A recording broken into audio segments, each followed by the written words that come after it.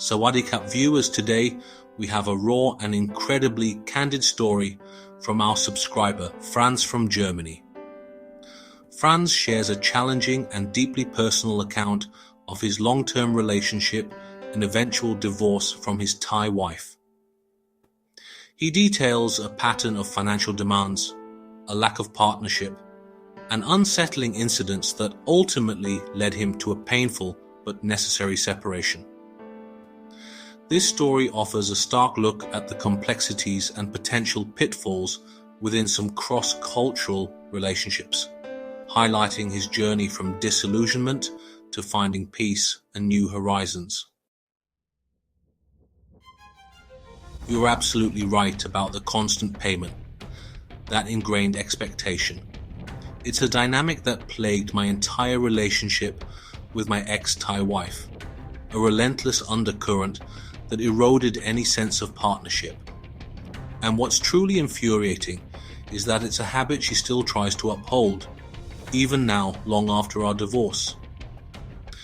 It's as if the concept of shared financial responsibility, or even basic reciprocity, simply never registered with her. When I look back, the pattern was clear from day one. I was always footing the bill. It began right at the very genesis of our relationship, when I had to buy her out of the bar where she worked as a mama-san. For those unfamiliar, a mama-san is essentially a bar manager or hostess, a position that implies a certain level of savvy and control. Looking back now, with the benefit of hindsight and a hefty dose of cynicism, that initial payment felt like a blatant rip-off. I'm convinced she pocketed at least half of that initial 10,000 baht herself, straight into her own hidden coffers before the bar even saw its cut. It was a baptism by fire, a subtle yet definitive sign of things to come, though I was too smitten, or perhaps too naive, to fully grasp it then. From that point on, the demands just kept escalating, growing more and more audacious over the years, like a financial tide steadily creeping higher. Her knack for extracting money was almost an art form. She had this uncanny ability to demand an exact fixed amount from my salary every month, completely oblivious to or simply uncaring about my own financial situation. And God forbid I received any bonuses at work. She'd fight me tooth and nail for a significant portion of them. Discussion was never an option. It was simply expected. A non-negotiable tax on my earnings. Once I brought her over to the West, a massive undertaking in itself. That expectation for me to pay for absolutely everything only intensified. It was a constant drain. What truly baffled me, and still does, is that she never held a job. Not once. While I understand that our son was small in the beginning, there came a point where he was older, perfectly capable of attending school, and she was more than able to work, yet she didn't. She received child support from the state, and I was giving her additional money on top of that. But every single baht, every euro, seemed to vanish into what I cynically started calling the Thai fund. A bottomless pit, it seemed, reserved solely for her, with no discernible benefit to our shared life or future. Beyond the endless demands for money, there was a shocking, almost infuriating lack of care for our shared home. Our home, though it often felt like my burden. Housekeeping, cleaning the cooker, it just never happened. I remember one particularly galling incident with the cooker. The ring simply stopped working one day, and when I opened it up, I was horrified. She'd used so much oil in her cooking, or perhaps just through sheer disregard, that it had seeped through the entire appliance, burning out the wiring. My stomach churned with a mixture of disbelief and anger, yet Her reaction was one of complete indifference, not a flicker of remorse or responsibility. She simply expected me to buy a new one, as if it were a minor inconvenience rather than a direct and costly consequence of her own utter negligence. It was in moments like these that the true nature of our partnership became glaringly clear. There wasn't an ounce of actual support from her, only constant taking and the relentless hoarding for her own hidden stash. That lack of shared purpose extended to everything. My flat, for instance, became available to buy 5 years ago. I'd always dreamed of owning my own place, building some equity. Just recently, I checked its current value, and it has actually increased by a significant 100,000 euros. That's money we could have shared, a joint asset for our future if she had ever contributed to our life together as a true wife, rather than just in name. But she offered no help, no thought of a joint future, no desire to even discuss how we could make it work. I honestly suspect she laughed about my financial struggles, even when our son was older and she could have easily found work. So, burdened by the weight of her debts and lacking enough for the mortgage, I simply had to give up on that dream. It was another piece of my future sacrificed to her indifference.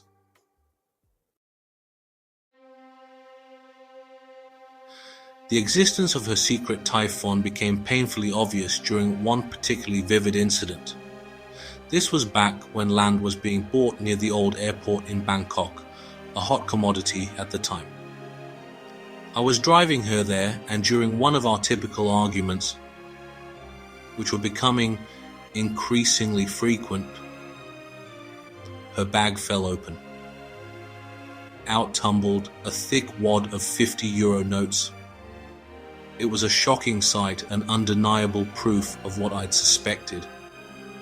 She had never worked a day in her life during our marriage, not a single proper job, yet here was this secret, substantial stash. Not once, not ever, would she dip into her own pocket for anything. She always denied it, of course, with a practiced innocence. But looking back, I now see how she systematically robbed me throughout our marriage. Her primary weapon was the insidious, ever-present threat of taking our son to Thailand. That fear, that gut-wrenching possibility, always made me give in, loosening my grip on my finances. The money, she'd claim, was always borrowed or came from elsewhere, but it was undeniably the child support I paid and part of the housekeeping money I gave her, quietly siphoned off into her personal reserve. It amounted to a tidy sum over the years, a substantial hidden fortune amassed at my expense. Even on trips to Thailand, I was expected to give her the same housekeeping money as at home, while also footing the bill for absolutely everything else. Flights, hotels, food, you name it. Then there was the gold. Apparently every year she should upgrade her gold, because a mere two bait was simply not enough. This was her supposed payment for sitting on her backside all year, doing very little beyond cooking a few Thai dishes. This gold, which I naively thought I was giving my wife as a heartfelt present, would soon disappear, seemingly exchanged for other pieces. I eventually put a stop to that, deeming it a one-off gift, not an annual obligation. When we divorced, she even had the audacity to steal my Thai gold ring, valued at 8,000 baht. And then there was the bizarre incident when her daughter supposedly died. I paid for her trip back to Thailand for the funeral, only for her daughter to miraculously come back to life. And my ex-wife to return with a facelift. That was a truly galling moment. I learned the food trick early on too. It goes like this. You're at the family home, about 10 relatives are present, and the Farang is asked if he wants to eat. You say yes, and suddenly, food is ordered for everyone. Guess who pays? The Farang, of course. After falling for that once, I smartly started staying in my hotel, getting drunk with her brother instead, and fully immersing myself in the nightlife. I avoided the family gatherings after that. Just before our divorce, she supposedly got a job in a Tisoni Sichiwa Inai Joe Imalai restaurant. But she never contributed a single penny towards anything, always claiming poverty. Yet during one argument, a pile of 50 euro notes literally fell out of her bag. At the exact same time, I was struggling immensely to pay for our basic necessities. And during the divorce proceedings, she conveniently stopped working entirely, clearly to maximize the alimony she would receive. Now, thank God, I am finally divorced, and my son, bless him, chose to live with me, realizing his own life would be irrevocably screwed otherwise. She recently had the nerve to ask if he was working yet, despite the fact he hasn't spoken to her in 4 years and is almost 17. She has no genuine interest in his studies or education. She simply saw some of his friends already working, and I know exactly where her mind is going. She wants to start taking money from her own son. I've heard she now has a new, older boyfriend and recently visited Bangkok with him. 3 guesses who paid for everything. And wouldn't you know it, she's working again in the very massage parlor she swore she would never work at. This is all on top of what she's undoubtedly scamming from the new boyfriend, and the alimony she's still getting from me for a staggering 12 years. Always complaining, always truly lazy. Her family now lives in nice apartments, and she, as always, is only interested in herself and money. This was never a true relationship. For her, it was a sport, a game of consistently getting me to pay while she never contributed a single thing. The final straw, the absolute breaking point, was our last trip to Bangkok in 2019. We missed our flight because she had ridiculously overweight baggage, crammed full of old clothes she expected me to pay for, which she or her family could then sell in Bangkok. That ridiculous joke cost me a full day of my holiday and 600 euros to fly the next day. She just shrugged her shoulders. There was never a chance she would offer to pay. After that, we went to Pattaya, and she brought her 2 daughters, aged 15 and 16. Apparently, she felt entitled to a night of booze on my dime, and then proceeded to dress her daughters up in bright red lipstick and get them drunk in a bar filled with hookers and horny Johns. Can you believe that? I walked away with my son in sheer disgust. That was it for me. My son was 12 at the time, and I made a deal with him. What followed was a nightmare divorce. Her charming pet name for me, by the way, was Cheap Charlie. Oh, the sheer, unadulterated relief. I am so incredibly happy I'm divorced. It's a weight lifted, a constant burden I didn't fully realize the extent of until it was gone. And honestly, the surprising thing is, I don't miss Thailand at all anymore in the way I once did. For years, it was synonymous with her, with that relentless, draining dynamic. Now, the magic isn't tied to a person or a place. I still appreciate the culture.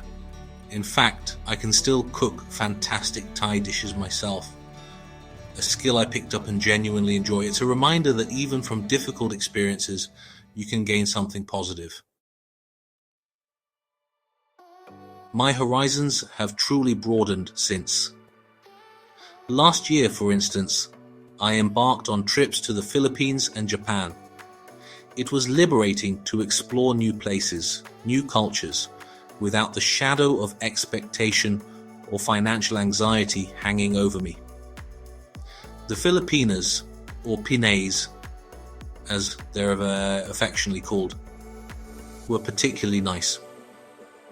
As they say in Thailand, same but different. There's a warmth there, a different energy, a refreshingly different dynamic that felt like a welcome change after everything I've been through. It's clear to me now that my attraction to Thailand was, in part, a yearning for something uncomplicated, something joyful, which I ultimately found elsewhere on my own terms. So, that was Franz's incredibly honest and often painful account of his marriage and divorce. He faced persistent financial demands, a lack of shared responsibility, and endured situations that ultimately led to a truly difficult separation.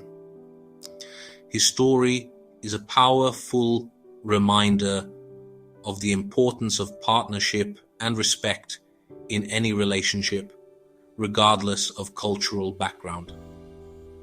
What are your thoughts on Franz's experiences? And what lessons do you think can be drawn from his journey? Share your opinions in the comments below. If you found Franz's story impactful and appreciate this kind of honest sharing, please give this video a like and subscribe to our channel for more real stories from around the world. Thanks for watching.